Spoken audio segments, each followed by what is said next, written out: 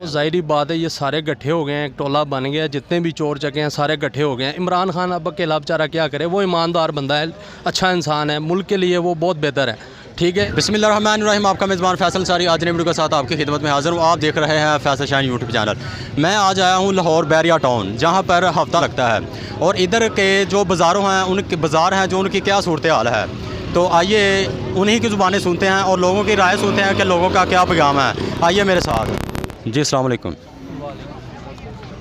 आपको हफ्ता बाज़ार के अंदर काम करते कितनी देर हो गई है? मुझे तो हो गए हैं तकरीबन 5 साल हो गए हैं। 5 साल हो गए हैं। तो आपने कभी इंतज़ामिया से अपील की है कि ये मिट्टी का काम ख़त्म होना चाहिए, ताकि लोगों के सेहत के लिए, लोगों की आंखों के लिए, नाकों में और हल्क में ये मसला पैदा करता है? सर, ये तो बड़ी दफ़ा इंतज़ामिया से रिक्वेस्ट की है, लेकिन वो नहीं मानते। आज ईद का समय है, अब उन्होंने अड्डे भी डबल कर दिए हैं।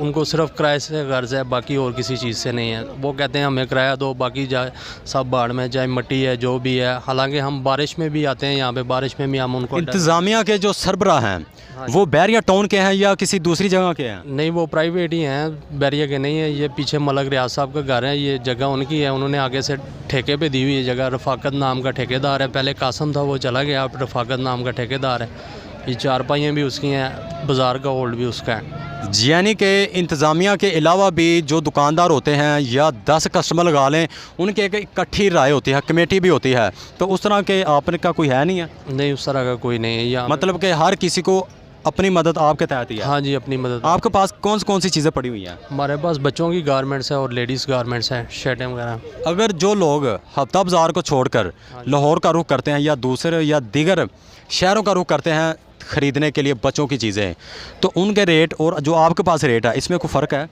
काफ़ी फ़र्क होता है। बाज़ार में चीज़ कास्टली है, हमारे पास सेल वाली चीज़ होती है, मुनासिब रेट में। गरीब भी ले लेते हैं, अमीर भी ले लेते हैं, मुनासिब रीज़नेबल रेट में है। बाकी जो हालात चाह रहे हैं वो तो यानी कि उस हिसाब से देखा जाए तो हमारे पास बिल्कुल माकूल रेट हैं। 50 रुपये का क्या आता है इस महंगाई के दौर में? हमारे पास 50-100 वाली चीज़ होती है, इससे महंगी हम नहीं लाते। देखें जी, ये भाई, अच्छा इनका रेट आप क्या क्या देते हैं? ये 50 में सेल लगाई हुई है हमने। मतलब कि आप इस जगह का रेंट कितना देते हैं? रेंट तो 1000 है। 1000 है एक दिन का? हाँ जी, मतलब हमें 2000 रुपये पड़ जाता है ख़र्चा एक दिन का। मतलब कि आज के दौर में मज़दूर की दिहाड़ी लगा रहे हैं कि ये 600-700 दिहाड़ी है, तो मज़दूर ही मेहनत कश होता है, मज़दूर ही असल पाकिस्तान का शहरी होता है और पाकिस्तान का हकदार होता है। मेहनत का एक पैसा भी, एक चीज़ भी इंसान को बहुत मसला करती है। तो इधर 2-2 हज़ार भी रेंट है, तो क्या ये इंतज़ामिया लोगों से ज़्यादती कर रही है, या उनको जो सहूलतें इन्होंने दी हुई है उसके मुताबिक इनका 2000 लेना ठीक है? तो महंगाई की बात करें, उन्होंने क्या सहूलतें देनी है? वो पहले 4 पाई का रेंट लेते थे 100 रुपये, आज का दिन जो है वो ले रहे हैं 120 रुपये पर 4 पाई। 120 रुपये यानी कि ना, अब मैंने 3 लगाई हुई हैं, 360 रुपये मैंने दिए हैं उसको, पहले 300 बनता था। तो इंतज़ामिया जो है दिन ब दिन रेट डबल ही कर रहे हैं। पहले यानी कि अड्डे का ले रहे थे 200 रुपये यानी कि पर 4 पाई, आज वो कह रहे हैं जी हमें 300 रुपये दो एक 4 पाई के। अब महंगाई है, चोर चक्के मुल्क पे भी मुसल्लत हो गए हैं, और जिस तरह के हुक्मरान हैं उसी तरह की अवाम है। महंगाई जो है दिन ब दिन ज़्यादा ही होती जा रही है, कम नहीं हो रही। हम खुद परेशान हो गए हैं कि अब 4 बच्चे हैं मेरे, के घर चलाना इतना मुश्किल हो गया कि आपको क्या बताऊँ कि जितनी महंगाई हो गई है। एक टाइम का खाना बच्चों का नहीं पूरा होता, जितनी महंगाई हो गई है।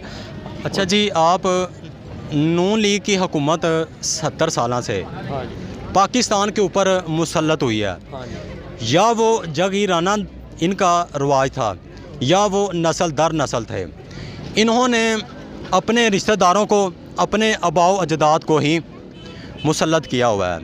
आपने कभी नहीं ये सुना होगा कि वज़ीर आज़म बाप है और वज़ीर आला बेटा है। अब देखें तो ये बाप ने मुल्क पे कब्ज़ा कर लिया है, बेटा पंजाब पे कब्ज़ा करना चाह रहा है। अब देखें और भी कोई नया भी आना चाहिए। इन्होंने क्या पाकिस्तान का ठेका लिया हुआ है? कभी एक भाई जाता है, दूसरा आ जाता है, दूसरा भाई बैठते हैं, बेटे आ जाते हैं, फिर इनकी बेटियां आ जाती हैं। अब पीपल पार्टी है, वो पहले बेनज़ीर थी, उसके बाद जरदारी आया, अब बिलावल आ गया। अब हम लोगों ने क्या सारी ज़िंदगी इनकी गुलामी करनी है, इन्हीं ख़ानदान की। और कोई नया बंदा है उसको वोट दें, सपोर्ट करें। अब इमरान खान था, बहुत अच्छा बंदा था, मुल्क के लिए वो बहुत बेहतर था। अब ये जो चोर चके हैं ये सारे इकट्ठे हो गए, मुल्क पे मुसल्लत हो गए हैं। महंगाई इन्होंने इतनी कर दी है, लोड शेडिंग इतनी हो गई है कि आपको क्या बताएं, जीना हराम करके रख लिया है इन लोगों ने। अच्छा जी, लाइट आती है 2-2 घंटे लाइट गायब होती है।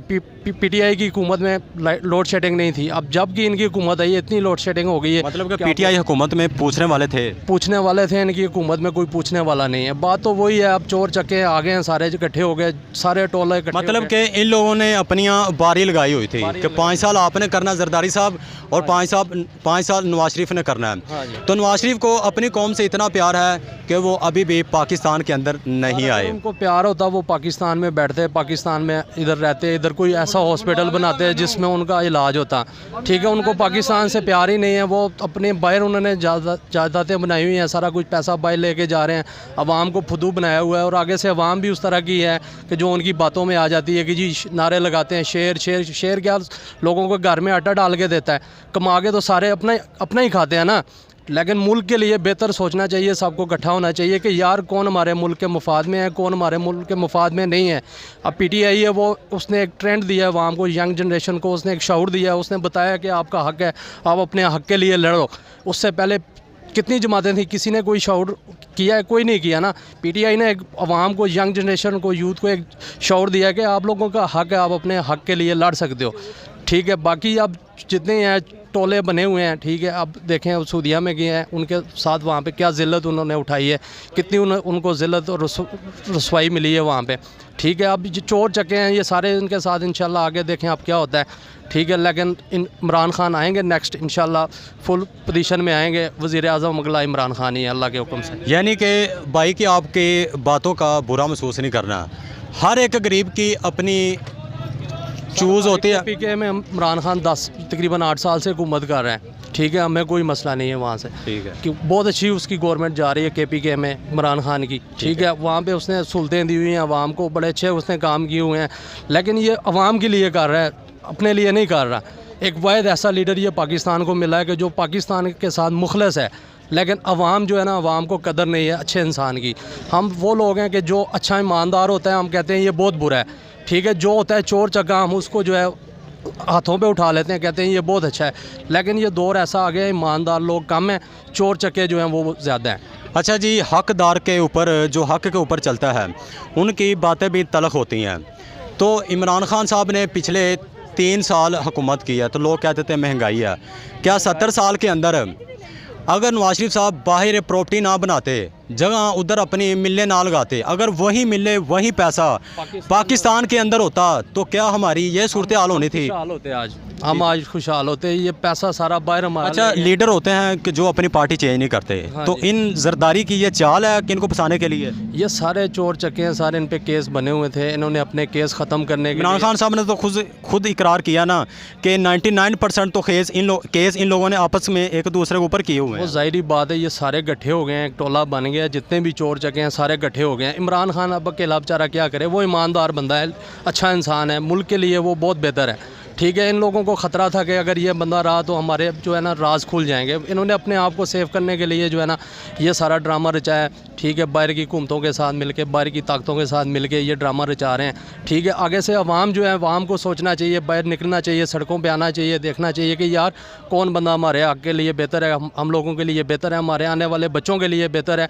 क्या हम सारी ज़िंदगी इसी तरह अमेरिका की हम ग़ुलामी करते रहेंगे, इसी तरह हम ग़ुलाम बन के ग़ुलामी की ज़िंदगी गुजारेंगे, या अपने बच्चों को अच्छा मुस्तकबिल देंगे कि आने वाले कल में बच्चों को हमारे को पता चले कि यार हम आज़ाद मुल्क में रह रहे हैं? लेकिन इस तरह ये जो सिस्टम चल रहा है, इस तरह तो हम एक ग़ुलाम बन के ग़ुलामी की ज़िंदगी गुजार रहे हैं।